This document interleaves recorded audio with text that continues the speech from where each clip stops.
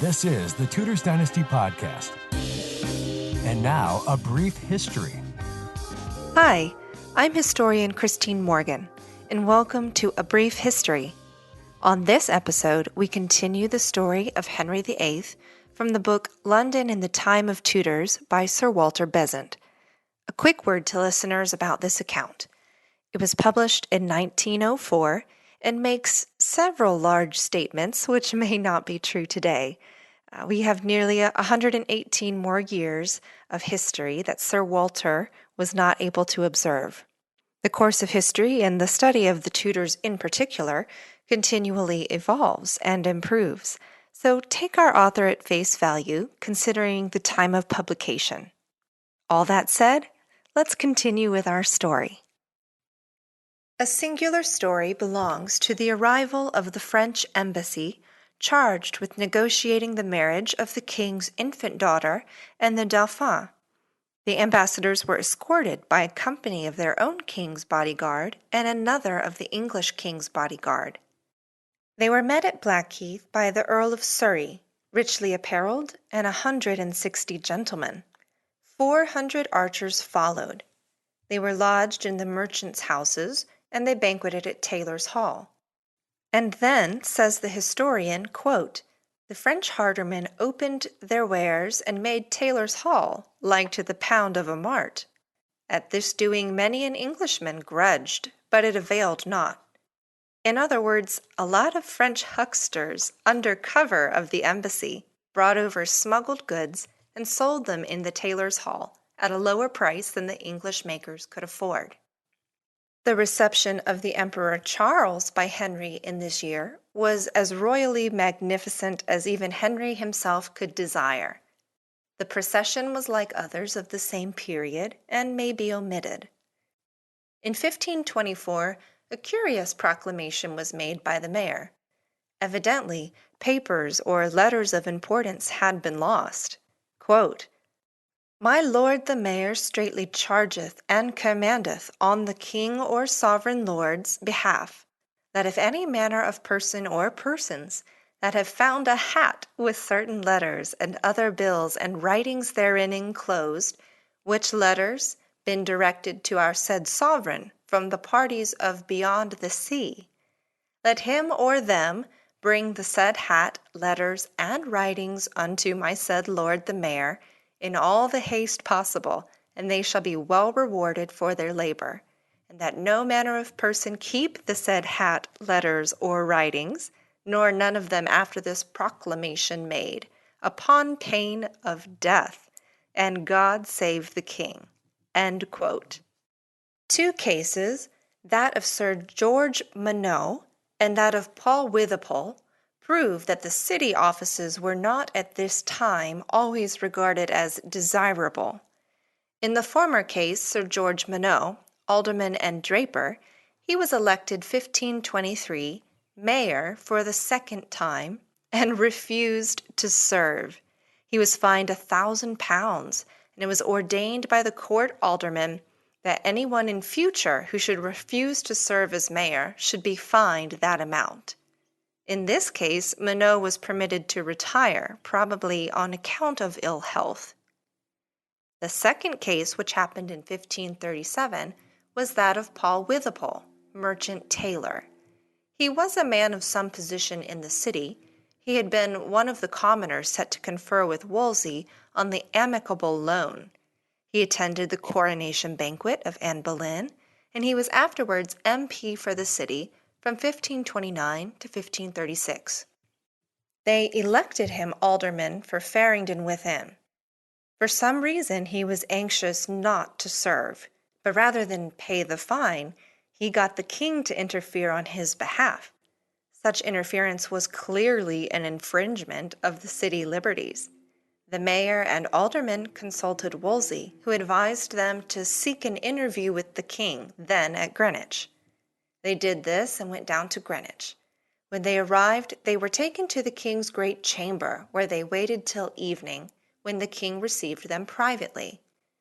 What passed is not known, but in the end Witherpool remained out of office for 1 year afterwards, At the end of that time, he was again elected alderman and was ordered to take office or to swear that his property did not amount to £1,000. He refused and was committed to Newgate, the king no longer offering to help him. 3 weeks later, he appeared before the court and offered to pay a fine of £40 for 3 years' exemption from office. The court refused this offer and sent him back to prison. 3 months later, Witherpool must have been a very stubborn person. He again appeared before the court and was ordered to take up office at once or else swear that his property was not worth £1,000. If he did not, he was to be fined in a sum to be assessed by the mayor, aldermen, and common council. He did not take office, and it is therefore tolerably certain that he paid a heavy fine. This brief interruption is brought to you by, me. Do you love Tudors Dynasty? Consider becoming a patron on Patreon. Patrons get access to all kinds of amazing things that the everyday listener does not. Find out more by going to Patreon, that's patreon.com/Tudors Dynasty, and click Become a Patron for details. All right, back to the show. In the year 1529, sat the memorable court presided over by Cardinals Campeggio and Wolsey, which was to try the validity of Henry's marriage with his brother's widow. It was held in the Great Hall of the Dominican Friars. No more important case was ever tried in an English court of law, nor one which had a wider or deeper consequence. Upon this case depended the national faith, the nation's fidelity to the Pope, its continued adhesion to ecclesiastical order as it had developed during the 1500s. This trial belongs to the national history. In October of 1529, the king, enraged by the legate's delay in the marriage business, deprived Wolsey of the seals, seized his furniture and plate, and ordered him to leave London. In November of the same year, at a parliament held in the Palace of Bridewell, a bill was passed by the Lords disabling the cardinal from being restored to his dignities. In February 1530, Wolsey was restored to his archbishopric, but without his palace, which the king kept for himself. He was summoned then to London on charge of treason, but he fell ill and died on the way. No Englishman before or after Wolsey has ever maintained so much state and splendor. No Englishman has ever affected the popular imagination so much as Cardinal Wolsey. Contemporary writers exhaust themselves in dwelling upon the more regal court kept up by this priest. It's like reading of the court of a great king.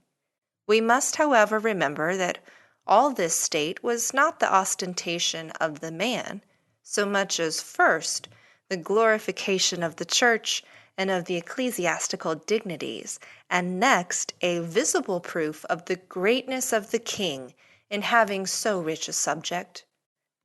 Between 1527 and 1534, there were disputes on the subject of tithes and offerings to the clergy.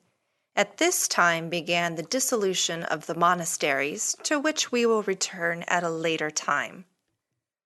So far as regards the relations between the king and the city, let us now return to the city itself. We have already seen that the intervals of freedom from plague were growing shorter. In this reign of 38 years, there was a return of the sweating sickness in 1518, a return of the plague, which lasted from 1519 to 1522, another appearance of the sweating sickness in 1528, and a final attack of the plague in 1543. It seems strange that no physician should have connected the frequency and violence of the disease with the foulness and narrowness of the streets. From the beginning of the 16th century to the Great Fire of 1666, London, crowded and confined, abounded with courts and slums of the worst possible kind. It swarmed with rogues and tramps and masterless men who lived as they could like swine. There were no great fires to cleanse the city. The condition of the ground, with its numberless cesspools, its narrow lanes into which, despite laws, everything was thrown, its frequent lay stalls, the refuse and remains of all the workshops, the putrefying blood of slaughtered beasts sinking into the earth, it must have been truly terrible had the people realized it, but they did not. Fluid matter sank into the earth and worked its wicked will unseen and unsuspected. The rains washed the surface. No man saw farther than the front of his own house.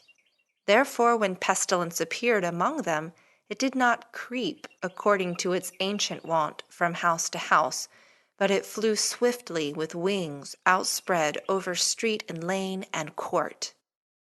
Steps were taken to protect and improve the medical profession.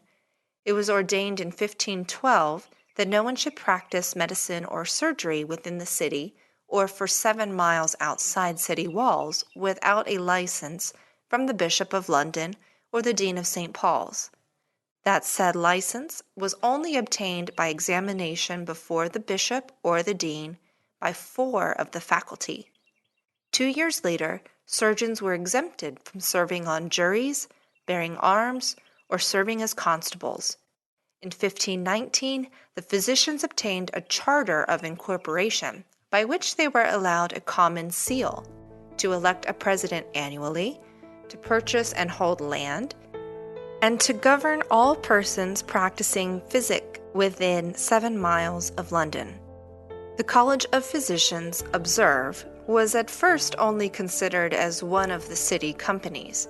It had jurisdiction over London and 7 miles round London, but no more.